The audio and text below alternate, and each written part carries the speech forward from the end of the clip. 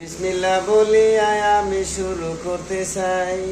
ডালার মিস্ত্রি 1700 টাকা হাজরা হইছে ভাই। কেবা কইরা করবা ডালাই মিস্ত্রির রেট বাড়ছে।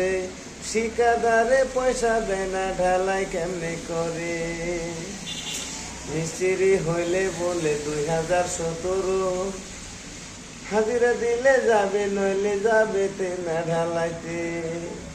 মিস্ত্রি গুলার লেবেল বাড়ছে, 2000 টাকা হাজিরা লাগে। ঈদের পরে কি খাইবা তোমরা, চিন্তা কইরা দেখছো নাকি? চিন্তা কইরা দেখছো নাকি? 1700 টাকা হাজিরা কয়দিন করবা? 2 দিন পরে তো 600 টাকা হাজিরা